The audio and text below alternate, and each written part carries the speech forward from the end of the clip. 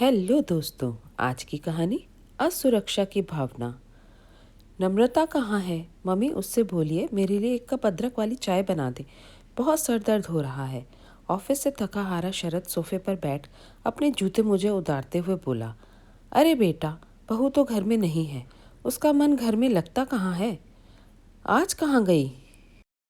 अब बेटा मुझे क्या पता कहाँ गई है, तू ही फ़ोन करके पूछ। अब मैंने अगर ज़्यादा पूछताछ करनी शुरू की तो कहेगी सास खराब है, इसलिए तू अपनी पत्नी को खुद ही संभाल। बोल चाय बनाने चली गई। तब शरद ने नम्रता को फ़ोन लगाया, मगर फ़ोन पर्स में रखे होने के कारण वो उठा नहीं पाई। 1 घंटे बाद घर पहुंची तो शरद गुस्से में बोला, यह क्या तरीका है? कहाँ गई थी तुम? बताकर तो जाना था। कैसी बातें कर रहे हैं? मैं मम्मी जी को बताकर गई थी, बस जा रही हूँ ऐसा बोलकर गई थी। कहाँ जा रही हूँ यह नहीं बताया। सुमिति जी मासूम सा चेहरा बनाते हुए बोली, मम्मी आपने ही तो सुबह कहा था शाम को सब्जी बाजार जाकर ताज़ा सब्जी ले आना। मैं थैला लेकर निकली थी, मुझे लगा आप समझ गई होंगी। नम्रता ने उदास स्वर में कहा, अरे तो मम्मी को बोलकर चली जाती, तुम्हारा मन घर में लगता कहाँ है? ऐसा बहाना बनाकर निकलती हो कि सामने वाला कुछ बोल ही नहीं पाए। गुस्से से बोल बड़बड़ाता हुआ शरद अपने कमरे में चला गया। अब शरद को मनाना बहुत मुश्किल है, क्योंकि उसका मूड एक बार बिगड़ गया तो वह किसी की नहीं सुनता। नम्रता पिछले 2 महीने से परेशान है और उसे समझ में नहीं आ रहा कि शरद उससे किस बात से चिढ़ जाता है। असल में नम्रता और शरद के बीच में दूरियां पैदा करने का काम सुमिति जी खुद कर रही हैं। क्यों? क्योंकि उनकी अपनी सहेलियों से सुन रखा था कि जिस दिन बेटे की शादी हो जाती है वह जोरू का गुलाम बन जाता है। इसलिए अगर तुझे अपने बेटे को कब्जे में रखना है तो अपना अधिकार जमाना मत छोड़ना। साथ में बहू को अपनी उंगलियों पर इस तरह से नचाना कि उसे अपने पति के नज़दीक जाने का मौका ही न मिले। कुछ दिन तो ठीक चला, मगर जब उन्हें महसूस हुआ कि बेटा उनकी तरफ ध्यान नहीं दे रहा तो उन्होंने यह चालें चलना शुरू कर दी, क्योंकि वह नहीं चाहती कि बहू बेटा के बीच इतनी नज़दीकी आए कि बेटा अपनी माँ को ही भूल जाए। इसलिए वे नम्रता को सुबह से शाम तक कामों में उलझा कर रखती। जो काम शरद के ऑफिस टाइम में हो सकते हैं उन्हें वे जानबूझकर शाम के समय पर करवाती, जिससे नम्रता शरद को कई बार घर पर नहीं मिलती। छुट्टी वाले दिन भी ज़्यादातर अपने बेटे के साथ इधर उधर की बातें करने के बहाने उसके कमरे में जा बैठी, और अगर कभी दोनों घूमने जाने का प्लान बनाते तो अपनी बीमारी का बहाना बनाकर प्लान चौपट कर देती और किसी न किसी बहाने शरद के कान भरती रहती। अब क्या करे, बहू सारा दिन कमरे में रहती है, अकेले खाना खाती है, मायके चली जाती है, बिना पूछे किट्टी कर ली, शॉपिंग पर जाती है, सहेलियों के साथ फिल्म देखने जाती है। उसका मन घर में थोड़ी ही लगता है। इतना कुछ कहने के बाद भी बड़े प्यार से शरद को कहती, बेटा बहू जैसी भी है बहुत अच्छी है, तू उसे कुछ मत कहना, तुझे मेरी कसम। बोल हर बार शरद को रोक लेती है। अगर वो पूछता, माँ आप कुछ क्यों नहीं कहती, तो कहती, अरे बेटा अगर मैंने कुछ कह दिया तो बहू तुझे छोड़कर चली गई, तू सोच क्या होगा।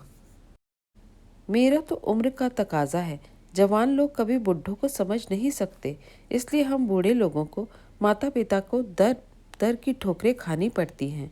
तू तो जानता ही है, ज़्यादा विवाद बढ़ा तो कहीं बहू हमें वृद्धाश्रम न भेज दे। सुनते ही शरद गुस्से से तमतमा गया। नम्रता की इतनी हिम्मत कि वह मेरे माँ बाबा को घर से निकाले? कभी नहीं। उसे अच्छे से समझा दूंगा, इस घर में तौर तरीके से रहना हो तो रहो, वरना मैं खुद उसे मायके छोड़ आऊंगा।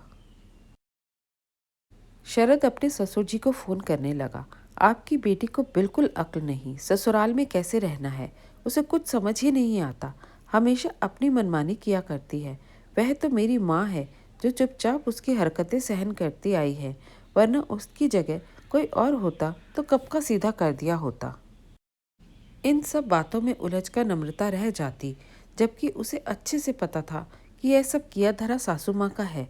जब भी वह अपना पक्ष रखने जाती, शरद उसे ही उल्टा 4 बातें सुना देता कि तुम मेरी माँ पिताजी की सेवा नहीं करना चाहती, तुम अकेले रहना चाहती हो। तुम चाहे जो करो, मैं मेरे माँ बाप को कभी नहीं छोड़ूंगा। तुम्हें यहाँ से जाना हो तो जाओ, इस तरीके की बातों से नम्रता बहुत दुखी हो जाती। आखिर करे तो क्या करे, उसे कैसे समझाए। शरद को जो दिखाया जाता बस उसे ही सच मानता।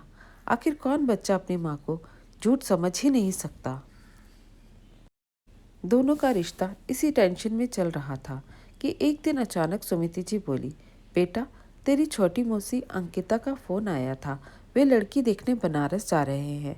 असल में लड़के ने लड़की पहले से ही पसंद कर रखी है। तेरी मौसी के देखने भर की फॉर्मेलिटी होते ही सगाई भी लगे हाथ कर देंगे। मुझे 10 दिनों के लिए उसके साथ जाना होगा, तो टिकट करवा दे। सब कुछ ठीक रहा तो तुम लोग भी सगाई में आ जाना। सुमित्रा जी जाने के बाद जब शरद ऑफिस से आया तो देखा नम्रता घर में ही थी। 2 दिन बाद शरद से रहा नहीं गया और बोला, क्या बात है, आजकल अपनी किट्टी सहेलियों के साथ घूमने फिरने नहीं जाती? आखिर घर में तुम्हारा मन लगता कहाँ है श्रीमती जी? फिर वही बात सुन नम्रता को गुस्सा आ गया और वह बोली, जी किट्टी तो महीने में एक ही बार होती है। मुझे तो मम्मी जी हर दूसरे तीसरे दिन सब्जी बाजार भेजती हैं। मैं कहती हूँ दोपहर में ही ले आऊँगी, मगर वो मुझे जानबूझकर शाम को भेजती हैं। राशन किराने का सामान लेने जाना पड़ता है, जबकि मैंने उन्हें कई बार कहा ऑनलाइन मंगा लेती हूँ, मगर वे कहती हैं खराब सामान आता है, इसलिए हमेशा की तरह पंसारी की दुकान से लेकर आओ।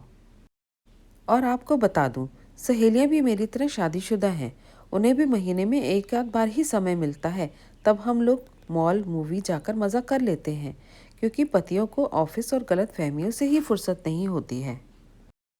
नम्रता को पता था आज पति पत्नी के बीच में कोई तीसरा नहीं है, इसलिए उसने अपनी बात सीधे तौर पर रख दी, वरना सुमिति जी बीच में बोलकर सब गुड़ गुड़ोबर कर देती थी। अपने आप को महान और बहू को बुरा बताकर रोना चालू कर देती थी।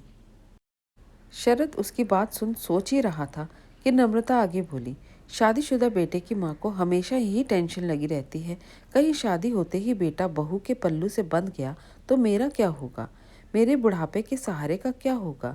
आखिर मेरी माँ यह सब क्यों करेगी?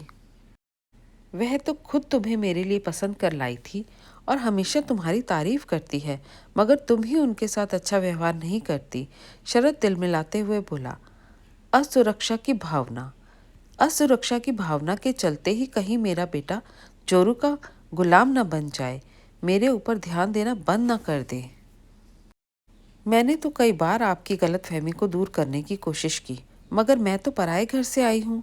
आप मुझ पर विश्वास कैसे करते?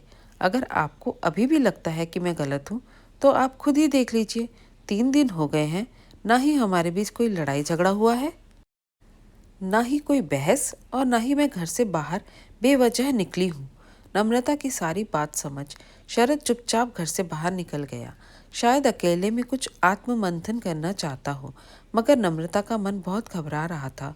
उसने 3-4 बार शरद को फोन करके पूछना चाहा कि अचानक क्यों चले गए, और सोचा माफ़ी मांगकर मना लूंगी। हो सकता है अपनी माँ के बारे में सुन उन्हें बुरा लगा हो। थोड़ी देर बाद शरद उसके लिए एक बड़ा सा गुलाबों का गुलदस्ता लेकर उसके पास आया और बोला, नम्रता कहीं ना कहीं गलती मेरी भी है। मैं ही माँ पत्नी के बीच में तालमेल नहीं बना पाया। अगर माँ को इनसिक्योरिटी फील होती है तो यह गलत है। उन्हें समझना होगा कि ऐसा कुछ नहीं है, और तुम्हें समझ ही नहीं पाया कि तुम खुद इस घर में सामंजस्य बिठाने में किन परेशानियों का सामना कर रही हो। मुझे तुम्हारा भी साथ देना चाहिए था। नम्रता को लगा आज मौका है तो मैं भी थोड़े नखरे दिखा लूं। शरद की तरफ से मुंह फेरती बोली, रहने दो पतिदेव, आज मम्मी जी नहीं है तो रोमांटिक हो रहे हो, कल मम्मी होंगी तो मुझ पर बेवजह चिल्लाओगे और कहोगे घर में तुम्हारा मन कहाँ लगता है श्रीमती जी। लगे भी क्यों, आखिर किसी को मेरी कद्र ही कहाँ है। मुझे पता था मेरी नादानी में मैंने तुम्हें बहुत दुख पहुंचाया है, इसलिए तुम्हारी फेवरेट मूवी के 2 टिकट लाया हूँ। चलोगी मेरे साथ? आज पॉपकॉर्न खिलाकर तुम्हारी सारी नाराजगी दूर कर दूंगा। देख लो, मन करे तो चलो, वरना किसी और को ले जाऊंगा। नम्रता तुरंत गुलदस्ता छुड़ाते हुए बोली, ऐसे कैसे किसी को ले जाएंगे? 2 मिनट रुको, मैं 10 मिनट में तैयार होकर आई। नम्रता की बात सुन शरद हंस पड़ा और ये सोचने लगा, यह पत्नियां कितनी आसानी से मान जाती हैं। फिर दूसरे ही पल मन में ठान चुका था कि माँ के मन में पल रहे हर संशय को भी दूर कर देगा। धन्यवाद दोस्तों। कैसी लगी आपको आज की ये कहानी? पसंद आई तो लाइक और शेयर ज़रूर कीजिए। नए हैं तो चैनल को सब्सक्राइब करना बिल्कुल भी मत भूलिए।